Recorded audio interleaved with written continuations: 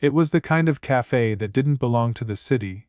Slow light, chipped cups, the hum of an espresso machine that sounded older than everyone who worked there. I only went there because it was quiet. Because it was easy to pretend the world didn't notice me. She started showing up on Tuesdays. Always with a book, always before noon. She'd take the same table near the window. One of those spots where the sun hit half her face and left the other half thinking about something else.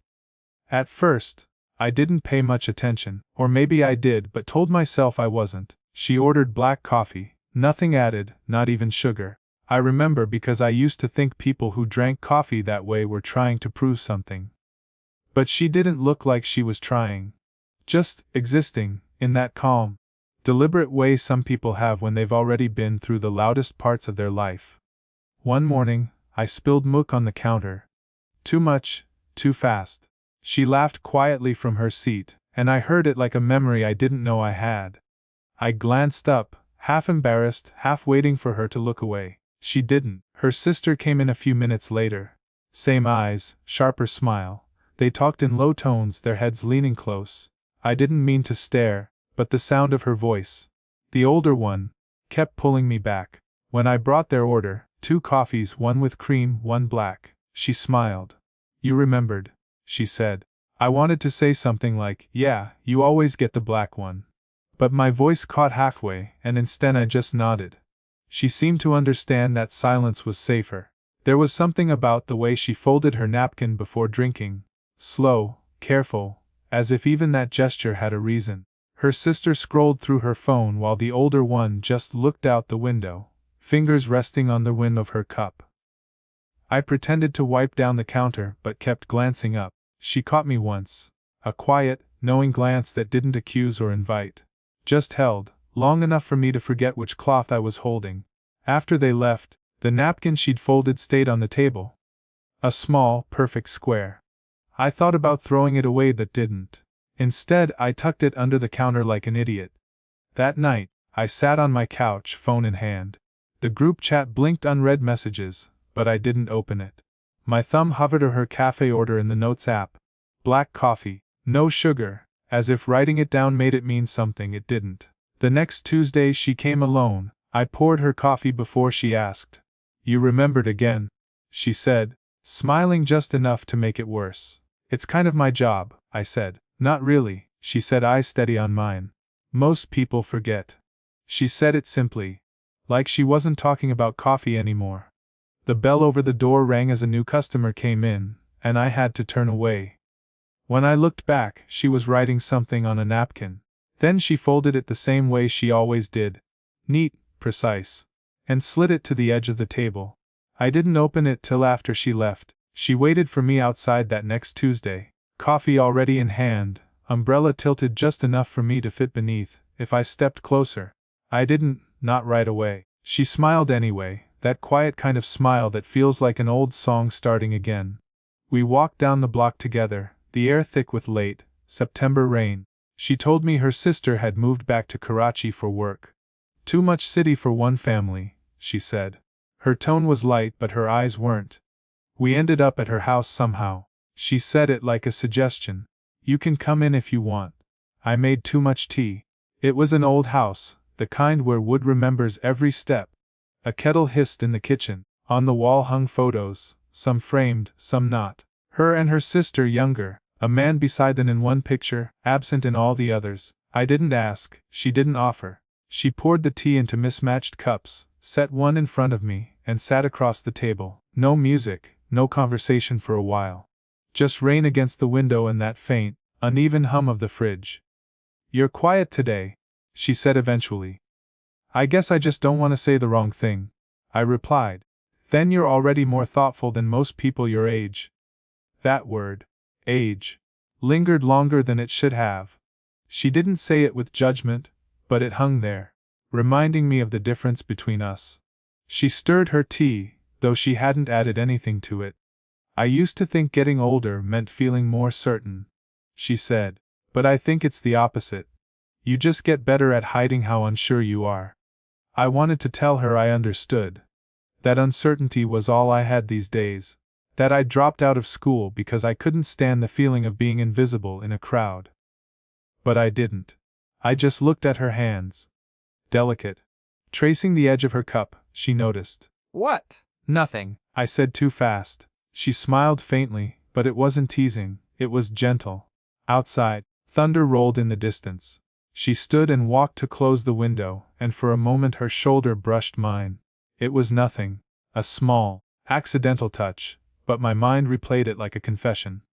I should go, I said. She didn't stop me, just nodded. You'll be at the cafe tomorrow. Yeah, I said. She looked like she wanted to say something more, then changed her mind.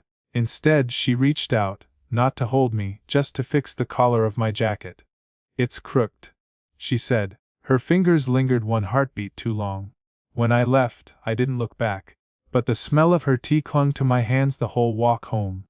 It was Friday when I saw her first, outside the cafe, juggling grocery bags. I wanted to help, but my words got stuck in my throat. She waved me off, smiling in that quiet way that made it feel like refusing me was a kindness. Coffee later, I asked anyway. Maybe, she said, tilting her head, not really answering. We walked to the little park nearby, the one with chipped benches and too many pigeons. She sat down, set her bags beside her. I kept pacing the gravel path, unsure if I should just sit or pretend I wasn't hoping she'd notice. She hummed to herself while unwrapping a sandwich. The kind of sound that slips through you without permission. I used to come here after work, she said, suddenly. Quiet place to think. Before, she stopped and I didn't ask. I wanted to ask. God, I wanted to ask. Instead, I just sat on the edge of the bench, close but not too close. The space between us felt heavy with possibility. I noticed how her hair caught the late sun. Strands that should have been ordinary but weren't. I think I've been distracted lately, I said, and immediately wished I hadn't. She didn't answer. She just looked at me, tilting her cup like she was weighing what I'd said. A kid ran past, spilling a little juice on the path. She laughed quietly. I laughed too, though it wasn't funny. I couldn't stop thinking about how small gestures, a laugh, a glance, were starting to feel dangerous. I wanted to reach out. My hand twitched like it had a mind of its own. Wait, she said suddenly, standing. Someone's coming. I looked up and saw her sister approaching, carrying a tote bag stuffed with books. She waved at us, unaware of the tension she'd walked into. I felt my chest tighten. I wanted to explain, apologize, disappear, but she didn't move. She just shifted her weight, half turning, like she was protecting me and herself at the same time. Her sister called her name. She smiled faintly, waved, then turned back to me. I should go, she said softly. I nodded, though my heart refused to cooperate. Yeke. We lingered, an extra beat, maybe two, too long. Our eyes caught, holding the space between what could be said and what shouldn't. Her hand brushed mine as she adjusted her bag strap. Not enough to matter. Not enough to be safe. But long enough for both of us to know it could have been something else. I opened my mouth, thought about saying don't go, or maybe wait, and it all collapsed into nothing. She smiled. The kind of smile that's both a promise and a warning, and walked away. I stayed still, staring at the spot where her hand had been, feeling like I had just inhaled someone else's pulse. Saturday evening. The cafe was closing, only the smell of burnt coffee and damp jackets remaining. I stayed behind, washing a few cups, pretending it wasn't happening. She walked in, umbrella dripping, cheeks pink from the rain. Still here? She asked. I shrugged. Someone has to finish. She leaned against the counter, arms folded. I saw him, she said quietly. My ex something twisted in my chest. I didn't say anything. Just rinsed the cup again, letting the water run over my hands. She noticed.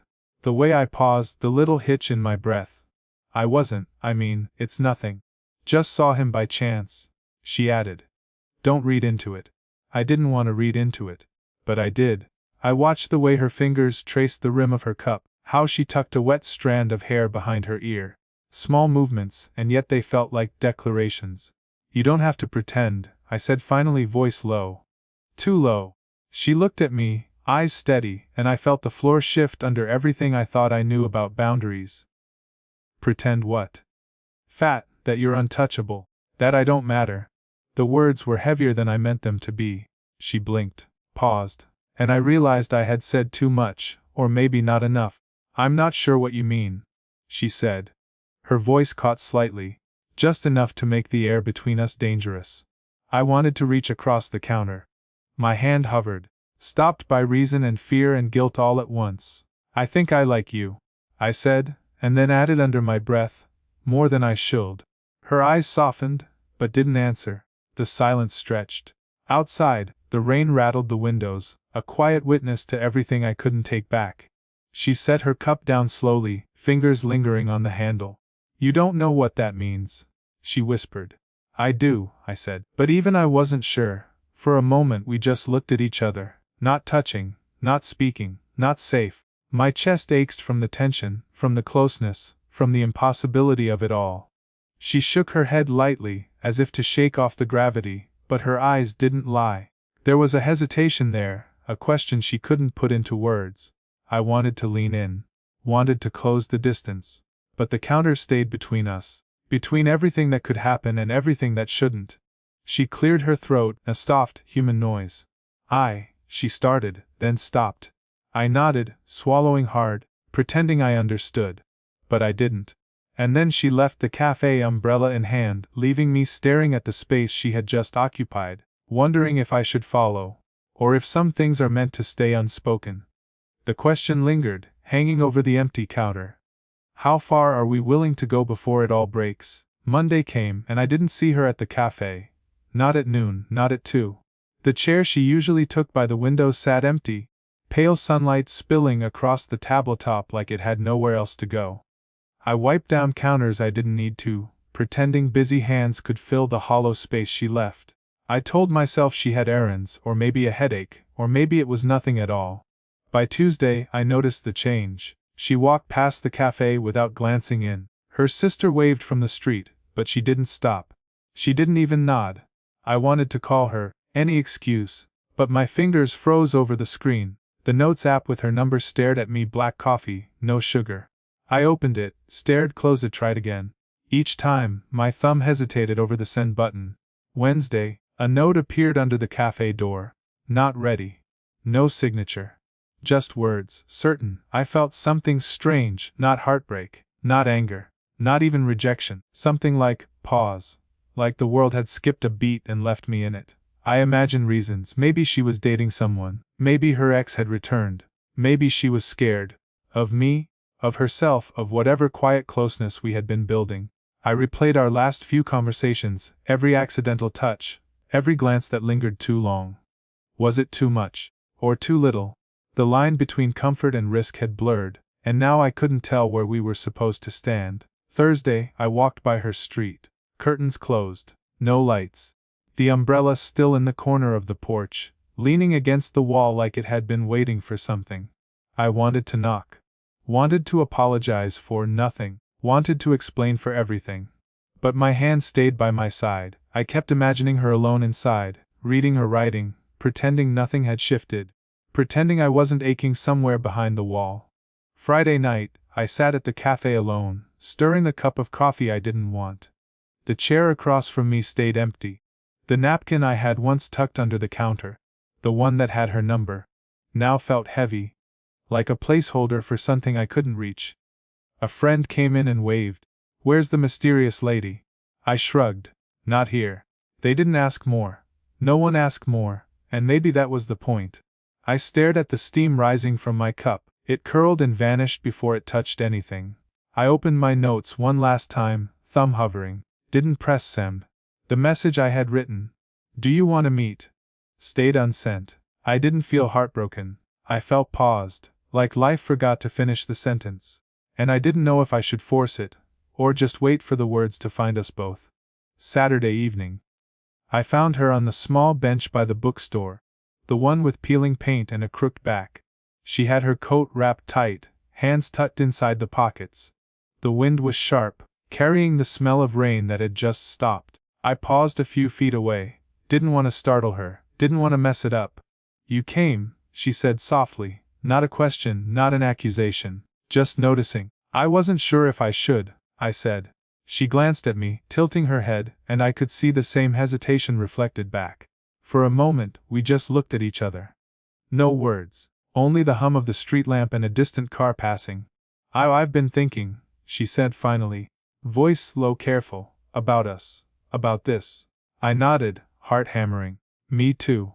She tucked a loose strand of hair behind her ear, then froze, like she wasn't sure if I'd notice. I did. And I wanted to reach out, wanted to tell her everything. How much I'd counted on her smiles, how her silence had spoken louder than any words. Instead, I exhaled slowly. It's complicated, I said, not an excuse, just truth. Yes, she whispered. It is. Silence again. She looked at the ground, fingers playing with the edge of her coat. I shifted closer, careful not to close the space too much. I don't want to lose this, I said quietly. Not you, not us. Just this. She lifted her gaze. The corners of her mouth lifted slightly. Not a smile, but close. Neither do I, she admitted. And then she did something small, reached out, brushing the back of my hand with hers. No pressure. No expectation. Just acknowledgement. I held still, letting the warmth linger. It felt like a truce. A quiet agreement that some things could exist, even if we didn't have the words to explain them fully. I think we have to be careful, she said. We can't rush whatever this is. I know, I replied. She nodded, and the tension between us shifted slightly, settling into something tender and fragile. Something that could break if mishandled, but also something that could last, in its own quiet way. We stayed there a few more minutes, neither speaking, neither moving. Just two people letting themselves exist in the same space without pretending. Finally, I should go, she said. I wanted to say more, I wanted to beg her to stay, but I didn't. Instead, I nodded. She gave a small, fleeting smile, the kind that carries more than 1,000 words could. And then she walked away. I watched until the street swallowed her figure, my hand still holding the memory of hers.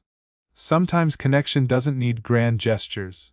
Sometimes it's just a hand brushing another, and a soft okay that says everything without saying anything at all. Weeks passed. Autumn slowly deepened into early winter. The cafe chair by the window was no longer empty. She had returned to her routine, and I had returned to mine. But nothing was quite the same, in the best way. I saw her first at the bookstore, leaning against the bench where we had paused months before. She had her coat on, scarf tucked just right, and a cup of black coffee in hand. I waved and she smiled. Not a big smile. Not a dramatic one, just the one that said, I know you're here, and it's okay. We walked through the quiet streets together, talking about small things, the new books on the shelves, a stray cat we'd both noticed, the way the wind pushed the rain across the windows. The kind of conversation that doesn't need tension to feel alive. She poured tea for us in her kitchen that Saturday, the kettle whistling softly, the mugs mismatched, the steam curling between us. I watched her fold the napkin before placing it under my cup. I smiled, remembering the first one she ever left for me. Tucked under the counter like a secret only I would know. There was a gentle rhythm to it all. We didn't need to rush. No confessions, no declarations, no grand gestures. Just coffee at 84:07 a.m., a quiet bench by the bookstore, a shared joke over a spilled cup, and small touches that lingered longer than either of us expected. Sometimes we sat in silence, letting the world fill in the gaps. I noticed her hands more than ever. The way she held her cup. The way they brushed mine when passing something across the counter. She noticed me noticing. That was enough. One evening, as the streetlights flickered on, we stopped at the corner near the bench. She leaned her shoulder against mine, neither of us saying a word, just standing there. It's nice, I said softly. Yeah, she agreed. It's enough. That was the quiet climax of everything we'd felt, not dramatic, not perfect, but earned. We had crossed moments that could have broken us, lingered in silences that could have frightened us. And yet here we were. Still noticing each other, still choosing small gestures over big words. As we walked away, I caught the faint smell of her tea lingering on her coat. I smiled. She caught me looking and gave a soft nod. The kind that meant everything between us was understood, without needing to be spelled out. The bench, the coffee, the napkin, the small pauses between sentences, they were ours. And that was more than enough. Sometimes love isn't a headline or a rush. Sometimes it's a hand brushing another, a quiet coffee at 84:07 a.m., a napkin folded just right, and knowing someone finally sees you. That's the story we built. Did this story stay with you? What kind of quiet, real love stories do you want to hear next?